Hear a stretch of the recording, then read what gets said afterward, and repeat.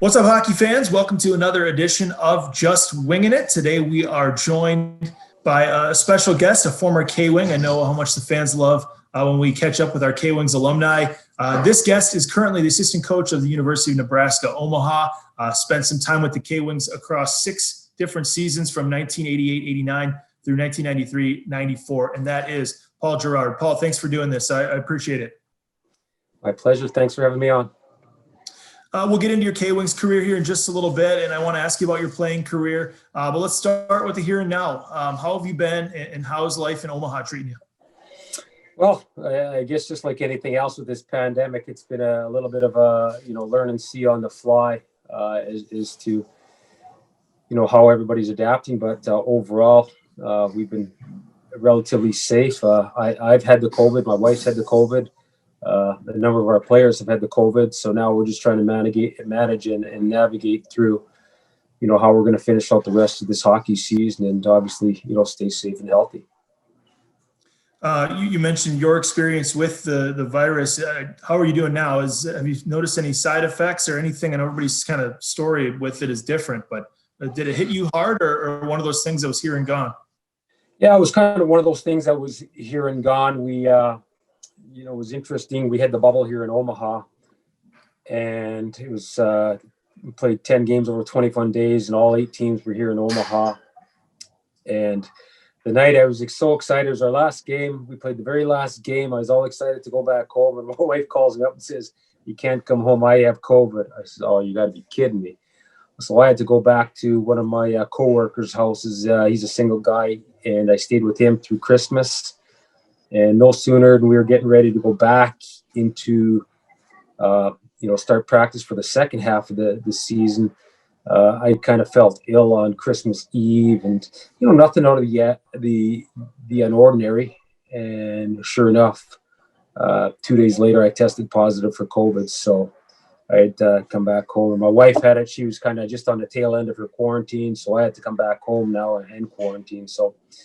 Yeah, it was a bit of a challenge, and at that point in time, it kind of spread through our teams. I think a total of 8 guys had gotten the COVID, so we were just in shutdown mode right after that. So, we had to kind of wait and then get restarted. So it's been a bit of a challenge, like I say, just in terms of practices, because we've had guys out, we've had guys sick, and with the NCAA, the return to play protocol is a little bit strict because, again, they're just worried about the cardiovascular effects. So it's a slow process, starting off with a 15-minute practice for the guys, and then they're off. Then they can progress up to 30, 45 in an hour, and then they're full go after. So it's been interesting. And I think, society as a whole, we're all learning a lot how, this disease, this pandemic is affecting everybody. I was going to say, too, this is your 3rd season at Nebraska Omaha now, and we've all kind of had to adjust to what do we do around the pandemic when it comes to continuing on as a sport, and hockey especially. For you guys as a coaching staff, how much more challenging is it to navigate what's being called the COVID season, I guess, than it is a normal year when you guys go about your business like you normally would? Well, it's kind of like on a day-to-day thing, because we test quite frequently, and we just don't know how many guys we're going to have at practice every day. So, we lost a couple more kids to COVID this week, so we're heading out to Denver University, and we're going to be a little bit short-staffed. We're just not going to have the numbers. So it's like I said, we're all learning on the fly.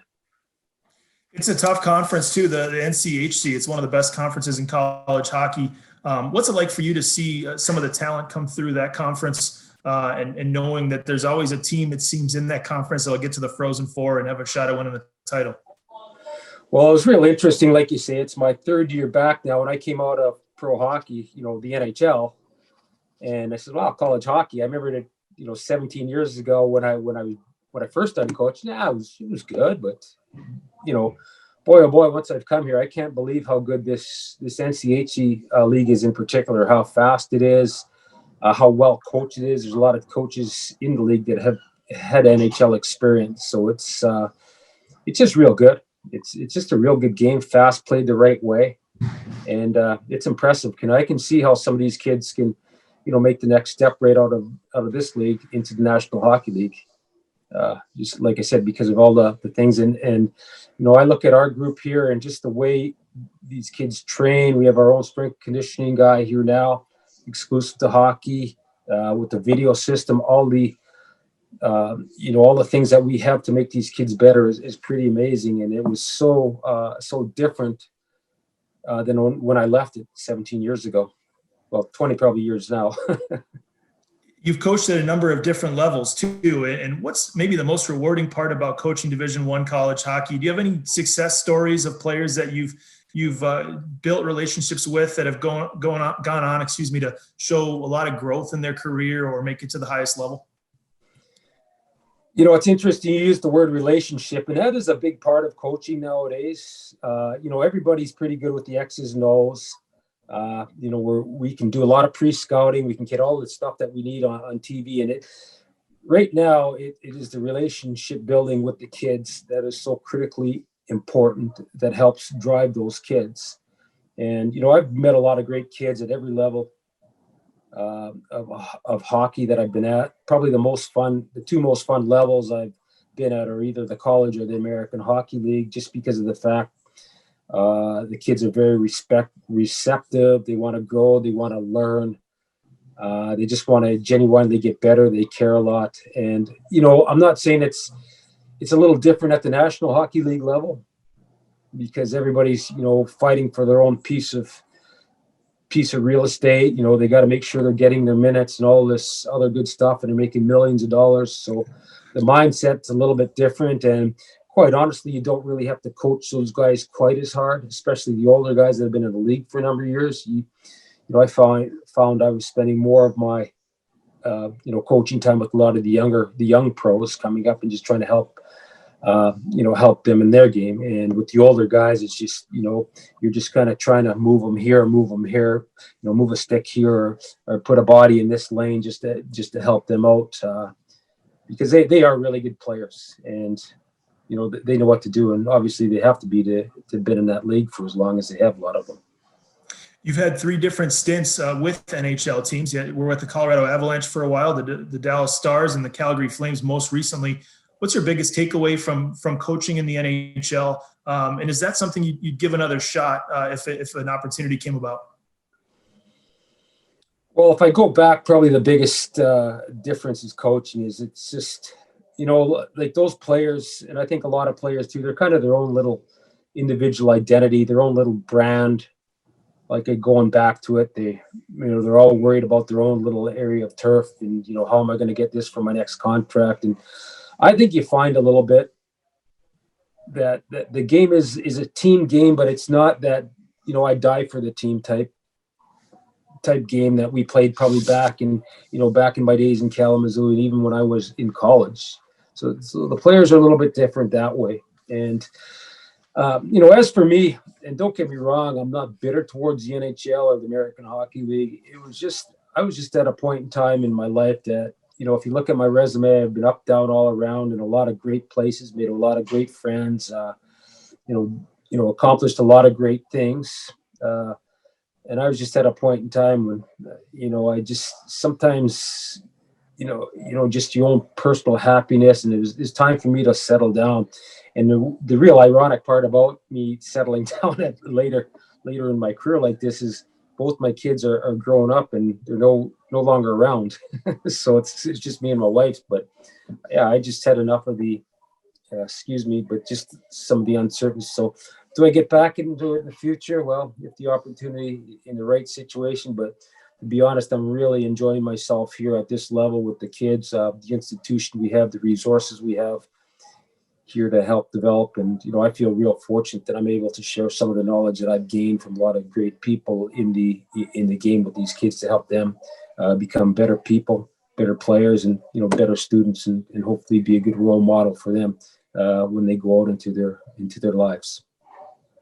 We're happy to hear that it's been a rewarding experience out there in Omaha. And like you said, you're a role model to your players, but I think you're also a role model for a lot of young hockey players and fans of hockey that want to make their way through the ranks. And we're obviously celebrating Black History Month as well this month. And I think you've really kind of paved the way for a lot of coaches who want to fulfill their dreams as well. Comes to example, Joel Martin here in Kalamazoo is one of our assistant coaches currently, and there's a couple other Black coaches in the ECHL, Jason Payne in Cincinnati and Khalil Thomas. What does it mean to have that platform, to be able to inspire so many people, players, youth, coaches, that this sport's really needed that diversity and these conversations?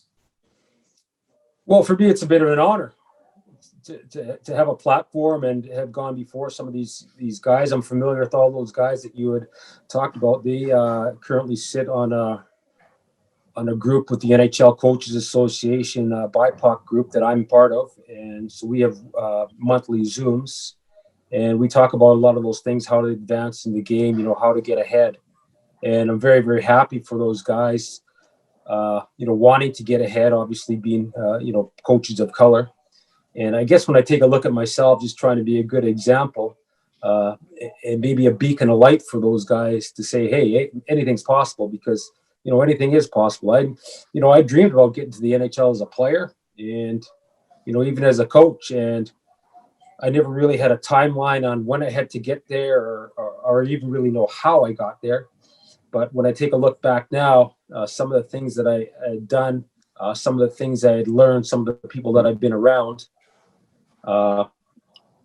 it just helped me along the way. And, I put in a lot of hard work and, was rewarded. But I was rewarded just because I was a good coach, not because of the color of my skin. So, like I said, I've been very, very fortunate in my journey.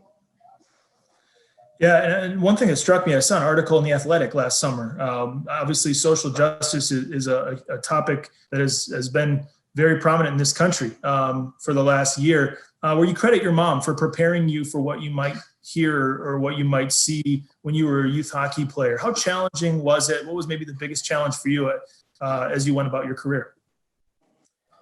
Well, back in those days, it was fitting in. Trying to fit in, because again, I grew up in a predominantly white neighborhood playing a predominantly white sport, and there weren't many people that looked like me around. So some of these things that some of the players are talking about in today, the racial comments, the little microaggressions that they get, well, I've received those all my life. But one of the things my mom just taught me, just like in the article, is stand up, be proud, and be strong. It's really, at the end of the day, one of the things, probably the most important and valuable lesson she told me, it's how you carry yourself as an individual, not the color of your skin. And so I've always kind of kept that in the back of my mind. And, just like I said, tried to be a good role model and really just a good person in society. Yeah, did I do some things I regret? 100%. But as I age here now and get older, I just think some of those lessons that she taught me when I was younger are just so valuable. And now, you get a better understanding for them later in life. When you came to Kalamazoo, it was your rookie season as a pro, and you had just finished up at Lake Superior State. You spent 5 games with the Minnesota North Stars, which I'm from Minnesota. I think I might even be wearing a North Stars t-shirt under this shirt. So now we have the Minnesota Wild. But I want to go to the North Stars first in the 88-89 season. Is there a lasting memory from your NHL experience as a player that you're going to carry with you? Well, you only played 5 games in a handful of shifts, so there's not many memories. But probably the biggest memory I got out of that whole thing was that I got to play with the Stars in Winnipeg in front of family and friends. So, yeah, it cost me a lot of money that night to get tickets for everybody, and I got friends coming out of the woodwork that I never knew I had. But yeah, it was surely a treat just to play in front of my parents, because again, we didn't have the financial resources for my parents to come down and see me play much at all. So for them to have a chance to see me play and on such a big stage was, certainly probably my biggest takeaway from those 5 games. Was it your first game when you stepped on the ice? Was it kind of dreams coming true? Did you already block that out at that point? The game's about to start. You're going about it like it's just any other game, or did it hit you later on that you achieved one of your goals is to get to the top? Well, it was interesting because I remember skating around in Wing Stadium there, and when I got the call from John Mark, says, "Hey, you're going up to Detroit, and you're in the lineup tonight." So, okay. So I don't really think I had time to think about what was happening, and it was interesting that I felt nervous in that game, and I didn't play a ton, but I felt more nervous the next day when we flew back to Minnesota and we were practicing. And it kind of all sunk in, and I just, I'm in practice, I'm in the NHL, and so that's when I felt more nervous than the actual game. But when I take a look at it, and having been in Kalamazoo for all those years and those handful of games in the National Hockey League, it's nothing but in my whole career, even going back to Lake Superior State, it's just nothing but fond memories, and I can always find so many positive things that make you smile, and sometimes even bring that reminiscent tear to your eye, which is interesting. I've heard some great stories of Kalamazoo Wings hockey throughout the years, and I've only been here a couple now. But the history of the team and this town and how it embraced the team. You spent parts of 6 seasons in Kalamazoo, starting with that rookie year in 88, 89. Do you have any stories from maybe anything that stands out from your career in Kalamazoo? Maybe when that building got rocking. I know, we used to pack the Wings Event Center, or game at that time, and we still do from time to time. But I know our fans like to talk about how great it was back in the 80s and in the 70s. Yeah, there's a lot of memories. I don't know what really sticks out in my mind. I know we've had some real spirited games against Muskegon Lumberjacks when they're in the league, and every game seemed just like a brouhaha. There's a lot of antics, and we had some really good teams in there. There's some really good teams that I thought we probably should have done a lot better than we did in the playoffs.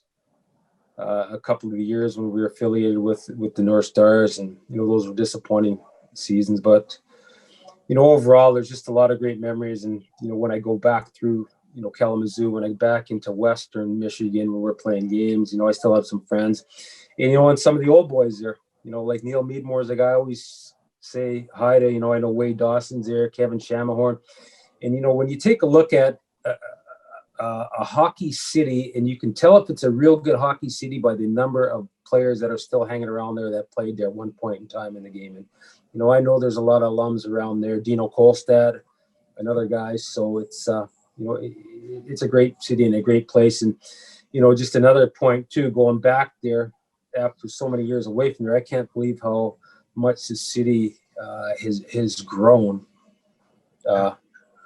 from when I was last hanging around there. And I know another story I got to just share with you. I was heading out to Detroit recruiting, and I was coming back down 94, and I said, I got to go in this Wing Stadium here and take a look.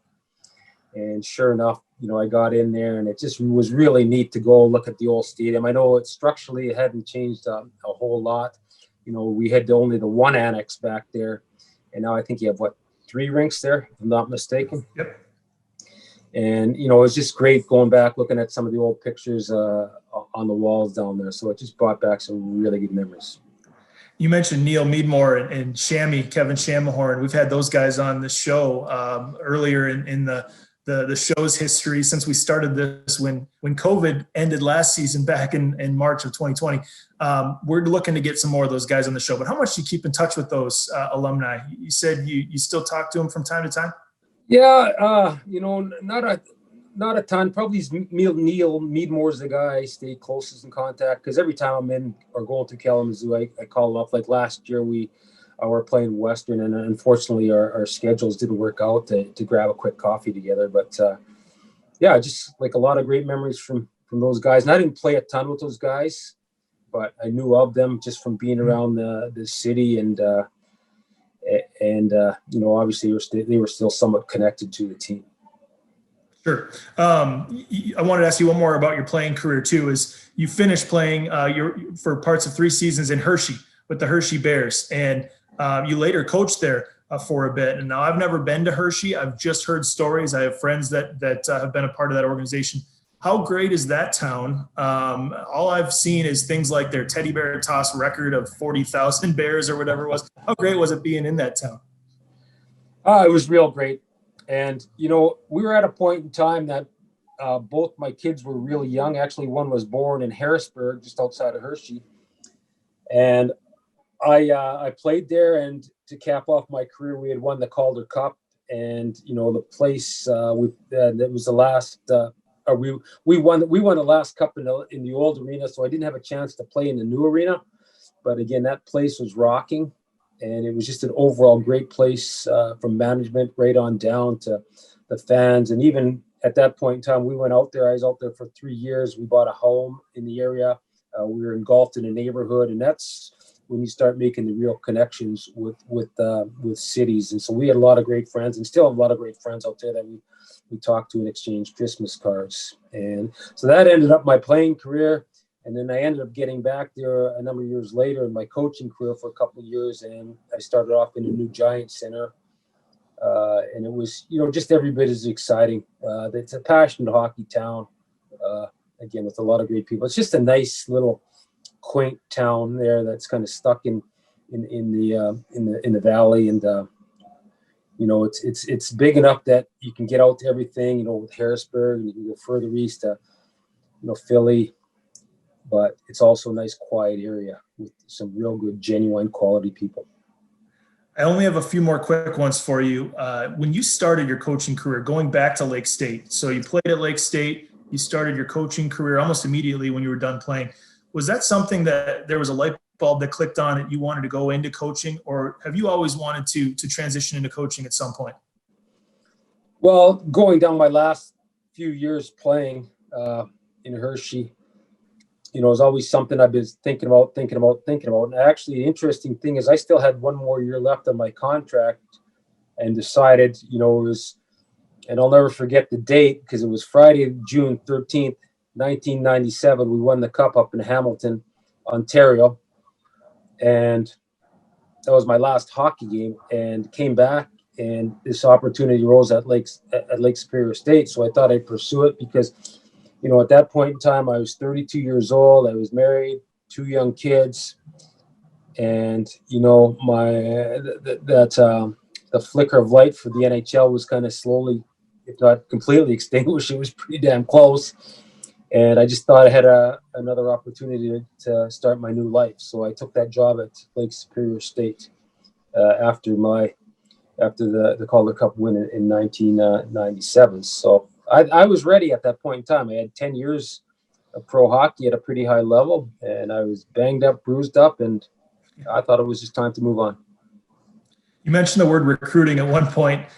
I got to ask, how challenging is recruiting at the collegiate level and for Division I college hockey? I mean, is that something that's a group effort for your coaching staff, or is that something that you take on? How tough is it? Well, it's very tough. And here's why it's tough, because, again, we're recruiting kids now that are anywhere from 3-4 years out to playing college. So when I first worked in college at Lake Superior State, we were recruiting kids to come in the immediately following year, or possibly 2 years out. But now we're looking at kids 3 to 4 years out. So, like, for instance, with us now, I think the average age of college hockey is probably 19 and a half years old. And we're looking at 04 and 05 birth year kids. Wow. So, that's a lot can happen. It's got to be constant. I was going to say, it's got to be constant. As you said, if you're planning that far in advance, I mean, it's something where you keep tabs on how they're doing. Oh, you're absolutely right. And some of these kids with their physical maturation, you take a look at the kid in the same birth year, 6-month difference in birth dates, and one looks like a man and one still looks like a little boy. So you can see why the man is running over all the little boys and on the ice. But the other thing that's real interesting that they didn't have when I first started back recruiting was all these family advisors now, which are / really agents, and all these kids are representative. It's pretty amazing. And that gets kind of complex too sometimes, just with the agent involvement and the parental involvement. At the end of the day now, I'll just make this generalized statement too. Kids nowadays, and this is just 3 years back into it, kids nowadays are playing hockey not for fun. They're playing for an ultimate payoff. And the problem with the parents now is they're not looking at the kids as, oh, here's a great little outlet for my son to have some fun in. They're looking at, the money they spend in colleges or on the youth hockey player is an investment into the future. So the whole thing is, very pressurized in that sense. And, it's just tough. I mean, I can't remember back when I was 15 years old that I was going to make a big decision, where I was going to go to college and, set up my future at that age. I don't think I was, had the enough education to, what pair of socks I was going to put on the next morning. And you're asking me where I'm going to go to college? Yeah. So. Last thing I have is, I mean, you're a family man. You mentioned your family.